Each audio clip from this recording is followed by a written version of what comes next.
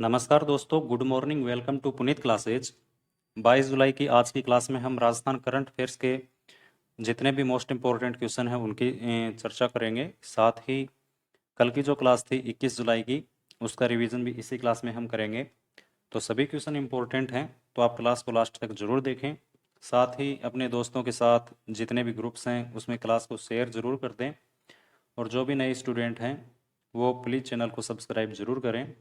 Rajasthan current affair से related जितने भी क्वेश्चन बनते हैं वो सभी क्वेश्चन इस क्लास में आपको डेली करवाए जाते हैं। तो चैनल को सब्सक्राइब करना ना भूलें, सब्सक्राइब जरूर करें और क्लास को भी लास्ट तक जरूर देखें। साथ ही अपनी नोटबुक के अंदर सभी क्वेश्चन हैं उनको अपनी नोटबुक में नोट जरूर करें। आज का फर्स्ट क्वेश्चन देखो। राजस्थान मृत शरीर का सम्मान विधेयक 2023 राजस्थान विधानसभा में कब पारित किया गया? तो राजस्थान मृत शरीर का सम्मान विधेयक है। इसमें क्या था कि पहले जैसे किसी की डेथ हो जाती थी तो उस समय उसके शरीर को रख कर प्रदर्शन किया जाता था। तो इसके लिए अभी राजस्थान जो मानसून सत्र चल रहा है इसमें राजस्थान मृत शरीर का सम्मान विधेयक 2023 है, ये पारित किया गया है और ये 20 जुलाई 2023 को ये पारित किया गया है। अब इसमें आगे डिटेल से देखो। राजस्थान विधानसभा में 20 जुलाई 2023 को दो विधेयक पारित किए गए। मतलब 20 जुलाई को दो विधेयक पारित किए गए हैं। इसमें से जो पहला विधेयक है वो देखो, राजस्थान मृत शरीर का सम्मान विधेयक 2023। अब इस विधेयक के बारे में देखो। इस विधेयक को पारित करने वाला राजस्थान देश का पहला राज्य बन गया है। तो एक क्वेश्चन ये इंपॉर्टेंट है कि देश का पहला राज्य जिसमें मृत शरीर का सम्मान विधेयक पारित किया गया है, तो राजस्थान पहला राज्य है। अब इस विधेयक में क्या क्या चीजें शामिल की गई हैं तो इसमें आगे देखो। शव रखकर प्रदर्शन करने पर 6 माह से लेकर 5 वर्ष तक का सजा का जो प्रावधान है वो इसमें है। इसके बिना मृत शरीर का 24 घंटे में अंतिम संस्कार करना इसमें जरूरी है। मृत व्यक्ति के परिजनों द्वारा शव नहीं लेने पर 1 वर्ष की सजा, और यदि वो शरीर को रखकर प्रदर्शन करते हैं तो 2 वर्ष की सजा का इसमें प्रावधान है। इसके बिना शव रखकर प्रदर्शन अगर किया जा रहा है और जिसमें नेता शामिल है तो उस नेता को 5 साल की इसमें सजा होगी। परिजन द्वारा अंतिम संस्कार नहीं तो लोक प्राधिकारी होता है उसके द्वारा अंतिम संस्कार किया जाएगा। इसके साथ ही 20 जुलाई को जो दूसरा विधेयक पारित हुआ वो है पशु चिकित्सा एवं पशु विज्ञान विश्वविद्यालय जोबनेर जयपुर। तो जो बजट आया था 2023-24 उसमें जोबनेर में दूसरा वेटनरी जो विश्वविद्यालय है उसको खोलने की घोषणा हुई थी और इसके लिए अभी 20 जुलाई को इसका विधेयक पारित हो चुका है। तो इसमें देखो, बजट 2023-24 में जयपुर में स्थित नरेंद्र कर्ण कृषि विश्वविद्यालय में वेटनरी विश्वविद्यालय की स्थापना की घोषणा की गई। राजस्थान देश का पहला राज्य है जिसमें दो वेटनरी विश्वविद्यालय हैं।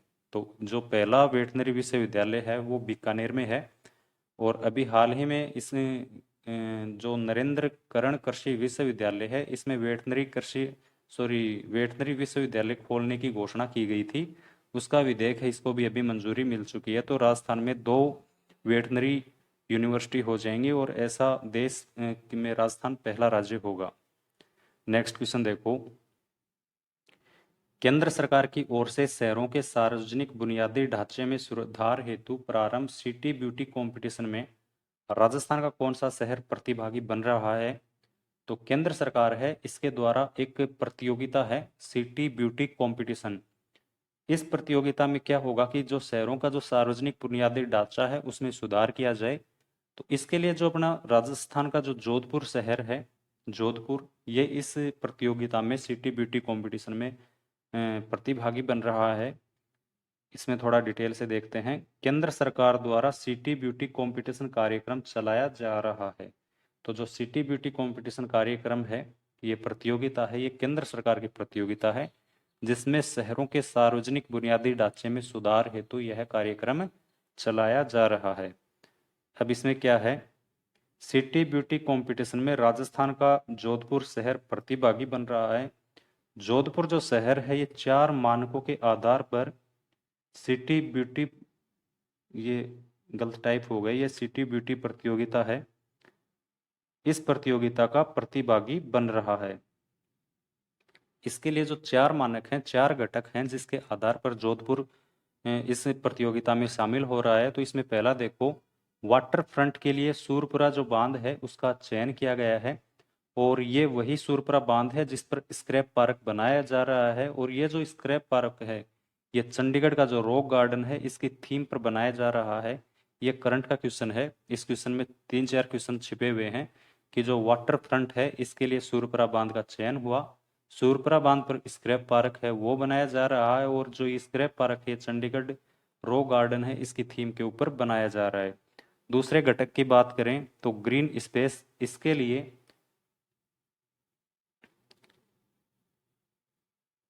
उमेद पैलेस है ये। तो ग्रीन स्पेस के लिए जो उमेद पैलेस है, उमेद पैलेस, इसमें जो जापान की मियावाकी तकनीक से वृक्षारोपण किया जा रहा है, ग्रीन स्पेस के लिए उमेद पैलेस को सिलेक्ट किया गया है। टूरिस्ट एंड हेरिटेज स्पेस के लिए वार्ड नंबर 38 का चयन हुआ है, और मार्केट एंड कमर्शियल स्पेस के लिए जोधपुर का जो घंटाघर मार्केट है, जोधपुर का सबसे बड़ा ये मार्केट है, इसका चयन इस प्रतियोगिता के लिए, सिटी ब्यूटी कंपटीशन है, इस प्रतियोगिता के लिए जोधपुर के इन 4 स्थानों का चयन हुआ है। नेक्स्ट क्वेश्चन देखो,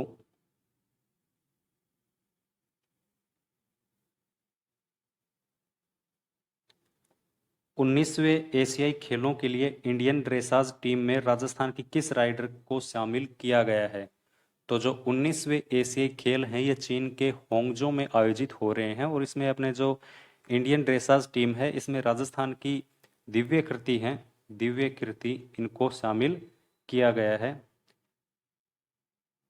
चीन के होंगजो में होने वाली 19वीं एशियाई खेलों के लिए इंडियन ड्रेसाज टीम में राजस्थान के जयपुर की राइडर दिव्य कृति सिंह को शामिल किया गया है। तो जो दिव्य कृति सिंह है जयपुर के रहने वाली है, और चीन के होंगजो में ये 19वीं एशियाई खेलों की प्रतियोगिता है, ये आयोजित हो रही है, और इंडियन ड्रेसाज टीम में राजस्थान की दिव्य कृति सिंह को शामिल किया गया है। अब ऑप्शन में किरण बादल के बारे में देखो। किरण बादल जो अपने राजस्थान साहित्य अकादमी है उदयपुर, इसके द्वारा बाल साहित्यकार का जो पुरस्कार है, बाल साहित्य पुरस्कार 2023 का जो पुरस्कार है वो किरण बादल को मिला था, और इनकी जो रचना थी वो थी टाबरा री दुनिया। इसके लिए इनको बाल साहित्य पुरस्कार है किरण बादल को मिला था। युवा साहित्य पुरस्कार की बात करें, यह भी राजस्थान साहित्य अकादमी है इसके द्वारा दिया जाता है, और युवा पुरस्कार है वो देवीलाल मैया को अंतस्रो ओडमो रचना के लिए मिला था। फिरदौस कायम खानी है, इसके बारे में देखो तो भीलवाड़ा डिस्ट्रिक्ट से इनका संबंध है, और जो खेलो इंडिया यूनिवर्सिटी गेम थे इसमें इन्होंने तैराकी में गोल्ड मेडल इन्होंने जीता था, और अभी हाल ही में जो वर्ल्ड यूनिवर्सिटी गेम है इसमें इनका चयन हो गया है। नेक्स्ट क्वेश्चन देखते हैं, राष्ट्रीय कौशल विकास निगम द्वारा छात्रों को रचनात्मक कला और कौशल के साथ सशक्त बनाने हेतु किस संस्थान के साथ एमओयू किया है? तो जो एनएसडीसी है, राष्ट्रीय कौशल विकास निगम, इसके द्वारा छात्रों की रचनात्मक कला और कौशल है इसको सशक्त बनाने के लिए international institute of fashion design Jodhpur, इसके साथ इसका एमओयू हुआ है, जिससे छात्रों में रचनात्मक कला और कौशल को सशक्त बनाया जा सके। अब ये जो institute of national fashion design institute है, INIFD इसको बोलते हैं, इसके बारे में देखो कि इसके द्वारा एक नवाचार किया गया है international institute of fashion design के द्वारा। इसके द्वारा लेजर द्वारा नाप से जूतों का निर्माण किया जाएगा। अगला क्वेश्चन देखो, PM Kusum component C feeder level solarisation के तहत शुरू की गई किस योजना हेतु 5100 मेगावाट के 17 सौर, ये सौर आएगा यहाँ पर, सौर ऊर्जा संयंत्रों की स्थापना की जाएगी? तो क्वेश्चन इंपॉर्टेंट है, क्वेश्चन का लेवल भी थोड़ा ऊंचा है। तो इस क्वेश्चन को एक बार दोबारा देखो। तो पीएम Kusum component C feeder level solarisation के तहत शुरू की गई किस योजना हेतु 5100 मेगावाट के 1700 सौर ऊर्जा संयंत्रों की स्थापना की जाएगी? तो सौर कृषि आजीविका योजना है। सौर कृषि आजीविका योजना, ये जो योजना है ये PM Kusum component C feeder इसके तहत ये शुरू की गई थी। और अब इसमें 5100 मेगावाट के 1700 जो सौर ऊर्जा संयंत्र हैं इनको अपने राजस्थान में स्थापित किया जाएगा। अब इसके बारे में थोड़ा डिटेल से देखो। तो पीएम कुसुम योजना क्या है, पहले तो ये देखो। पीएम कुसुम योजना जिसकी शुरुआत है ये 19 फरवरी 2019 से इसकी शुरुआत हुई थी पीएम कुसुम योजना की। इसमें 3 घटक हैं, 3 कंपोनेंट हैं। पीएम कुसुम योजना है, इसके 3 कंपोनेंट हैं। इसमें पहले कंपोनेंट की बात करें जिसमें भूमि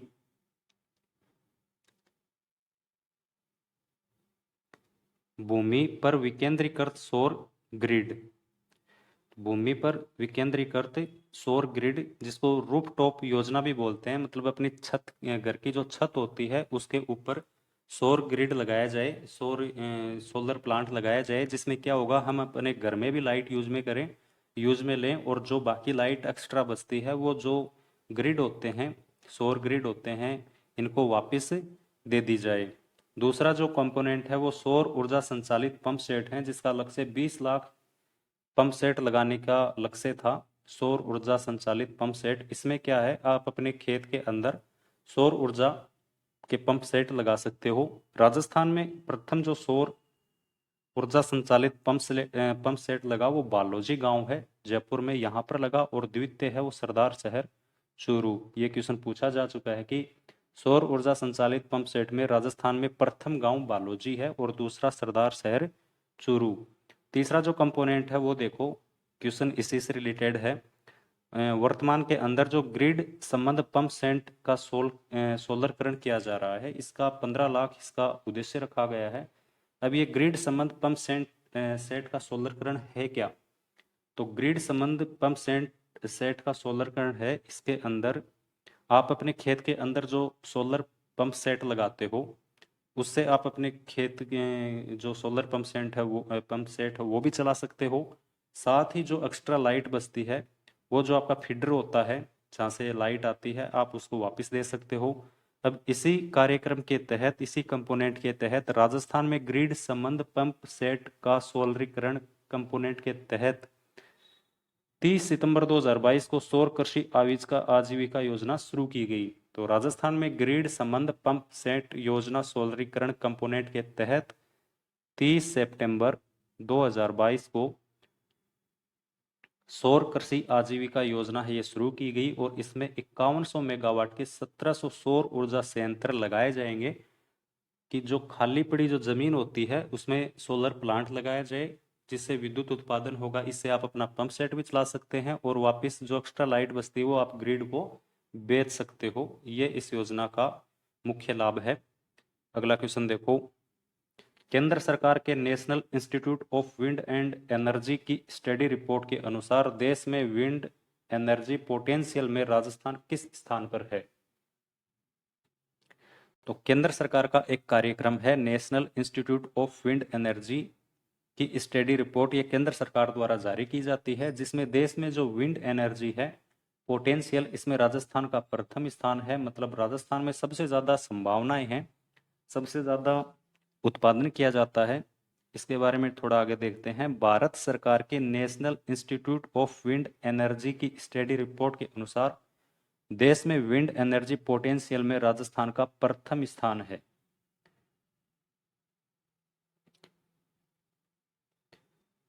2.84 मेगा लाख पवन ऊर्जा द्वारा उत्पादन राजस्थान में किया जाता है। राजस्थान में 2.84 मेगा वोट जो पवन ऊर्जा है ये इसके द्वारा लाइट है ये इसका उत्पादन किया जाता है। अब राजस्थान में पवन ऊर्जा से रिलेटेड जो भी इंपॉर्टेंट बातें हैं, 7-8 बातें हैं, वो यहाँ पर आप देखो। तो राजस्थान में सर्वाधिक पवन ऊर्जा है ये जैसलमेर में उत्पादित की जाती है। जैसलमेर में सर्वाधिक पवन ऊर्जा उत्पादित की जाती है, इसलिए राजस्थान को जैसलमेर को पंखुड़ियों का शहर कहा जाता है। पवन ऊर्जा से संबंधित जो प्रथम नीति आई थी वो 5 जुलाई 2012 को जारी की गई और जो नवीनतम है वो दिसंबर 2019 में जारी की गई। इसके बिना जैसलमेर के जो अमर सागर है इसमें 2 मेगावाट की इकाई संचालित है, ये पहली इकाई थी। दूसरी इकाई है ये देवगढ़ प्रतापगढ़ में संचालित है। जैसलमेर के सोडा बंदन में सबसे बड़ी इकाई संचालित है और बड़ा बाग है जैसलमेर में, बड़ा बाग ये निजी क्षेत्र की पहली इकाई है। तो ये आप ध्यान में रखें कि जो जैसलमेर है इसका जो सोडा बंदन है इसमें सबसे बड़ी इकाई संचालित है और जो जैसलमेर का बड़ा बाग है ये निजी क्षेत्र की पहली इकाई है। इसके बिना जैसलमेर में solar and wind hybrid power plant है वो जैसलमेर में संचालित है। तो solar and wind hybrid power plant Jaisalmer में संचालित है। नेक्स्ट क्वेश्चन देखो, केंद्रीय शिक्षा मंत्रालय द्वारा आयोजित होने वाला योगा ओलंपियाड में कौन सी कक्षा के विद्यार्थी भाग लेंगे? ये भाग है, इसमें कौन सी कक्षा के छात्र हैं वो भाग लेंगे? तो केंद्र सरकार का द्वारा जो योगा ओलंपियाड है जिसका आयोजन किया जा रहा है इसमें कक्षा 6 से लेकर 12 तक के विद्यार्थी हैं इसमें भाग लेंगे। इसमें आगे देखो, योगा ओलंपियाड जिसका आयोजन शिक्षा मंत्रालय द्वारा किया जा रहा है। शिक्षा मंत्रालय की बात हुई है, शिक्षा मंत्रालय, तो शिक्षा मंत्रालय इसका पहले नाम है वो MHRD था, मानव संसाधन एवं विकास मंत्रालय, MHRD ये इसका पहले पुराना नाम था। फिर जो नई न्यू एजुकेशन पॉलिसी आई थी 2020 में, नई शिक्षा नीति, उसमें MHRD का नाम बदलकर शिक्षा मंत्रालय कर दिया गया और इसी शिक्षा मंत्रालय के द्वारा योगा ओलंपियाड है इसका आयोजन किया जा रहा है। ये जो आयोजन किया जा रहा है ये 3 स्तर पर होगा जिसमें स्कूल स्तर, जिला स्तर और राज्य स्तर पर इसका आयोजन होगा। अब राज्य स्तर की बात आई है तो अपने राजस्थान में देखो, तो राजस्थान में इसका आयोजन जो किया जा रहा है इसकी नोडल एजेंसी राजस्थान स्कूल शिक्षा परिषद द्वारा इसका आयोजन किया जा रहा है। इसमें कक्षा 6 से 12 तक के बच्चे इसमें शामिल होंगे। अब कौन सी स्कूल से वो बच्चे शामिल होंगे वो देखो, तो 2 विद्यालय हैं इसके अंदर जिससे कक्षा 6 और 12, 6 से लेकर 12 तक के योगा ओलंपियाड में बच्चे शामिल होंगे। तो इसमें एक कस्तूरबा गांधी बालिका आवासीय विद्यालय है इसके छात्र, और महात्मा गांधी जो सरकारी अंग्रेजी विद्यालय हैं, इन 2 स्कूलों के स्टूडेंट इस योगा ओलंपियाड में भाग लेंगे। राजस्थान स्कूल शिक्षा परिषद है, इसके बारे में देखो, तो राजस्थान स्कूल शिक्षा परिषद है, इसकी स्थापना की बात करें तो 8 सितंबर 2020 को इसकी स्थापना हुई।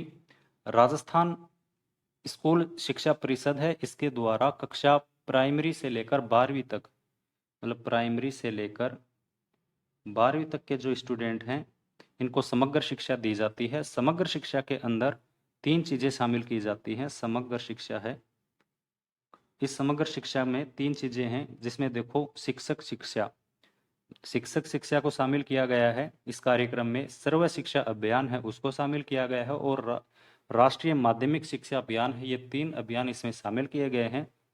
इसके लिए जो वित्त पोषण है, इसके लिए वित्त पोषण केंद्र सरकार द्वारा 60 और राज्य सरकार द्वारा 40% इसमें वित्त पोषण किया जाता है। तो ये इससे रिलेटेड कुछ और इम्पोर्टेंट बातें थी। आज के ये 7 क्वेश्चन हो गए। कल की जो क्लास थी उसका रिवीजन देख लेते हैं। आप अपनी नोटबुक में सभी क्वेश्चन डेली नोट जरूर करें। मैं डेली आपको बोलता हूँ कि अपनी नोटबुक में नोट जरूर करें, जिससे आपके पास काफ़ी मैटर है करंट अफेयर से रिलेटेड, वो काफ़ी ज़्यादा इकट्ठा हो जाएगा, जिससे आपकी कोई दिक्कत ना आए। तो डेली लिखें, 15-20 मिनट में कोई टाइम नहीं लगता है। कल की जो रिवीजन क्लास थी, कल की जो क्लास थी उसका रिवीजन देख लेते हैं। पहला क्वेश्चन है, राज्य सरकार द्वारा आंगनबाड़ी केंद्रों को नंदघर के रूप में विकसित करने हेतु किस संस्थान के साथ MOU किया है? तो जो राज्य सरकार है इसके द्वारा जो 25,000 आंगनबाड़ी केंद्र हैं इनको नंदघर के रूप में विकसित किया जाएगा। तो इसका जो पहला चरण है, इसके लिए जो अनिल अग्रवाल फाउंडेशन है ये 13 जिलों के 8,000 जो आंगनबाड़ी केंद्र हैं इनको अनिल अग्रवाल फाउंडेशन है, ये नंदगढ़ के रूप में विकसित करेगा। नेक्स्ट क्वेश्चन देखो, परीक्षाओं में डिजिटल मूल्यांकन लागू करने वाला राजस्थान का पहला तकनीकी विश्वविद्यालय कौन सा है? तो परीक्षाएं हैं, इसमें जो आपका मूल्यांकन हो ये डिजिटल होगा। ये लागू करने वाला राजस्थान का बीकानेर जो तकनीकी विश्वविद्यालय है, बीकानेर तकनीकी विश्वविद्यालय, ये पहला विश्वविद्यालय है। अगला क्वेश्चन है, विधानसभा में पारित राजस्थान राज्य मेला प्राधिकरण विधेयक 2023 के अनुसार राज्य मेला प्राधिकरण का मुख्यालय कहाँ होगा? तो राजस्थान का जो विधानसभा का मानसून सत्र चल रहा है, जिसमें राजस्थान राज्य मेला प्राधिकरण विधेयक 2023 पारित हुआ।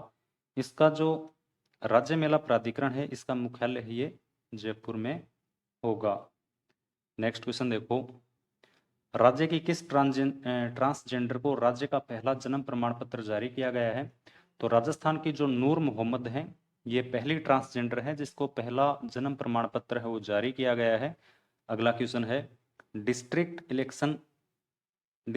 इलेक्शन आइकन हेतु अंतर्राष्ट्रीय साइक्लिस्ट मोनिका जाट और राष्ट्रीय पैरा स्विमर पंकज कुमार को किस जिले द्वारा आइकन बनाया गया है? तो बीकानेर जिला है, इसके द्वारा इनको आइकन बनाया गया है। बीकानेर जिला प्रशासन द्वारा डिस्ट्रिक्ट इलेक्शन आइकन ये शुरू किया गया है और इसके लिए जो अंतर्राष्ट्रीय साइक्लिस्ट है मोनिका जाट और राष्ट्रीय पैरा स्विमर पंकज हैं, इनको बीकानेर ने आइकन बनाया है।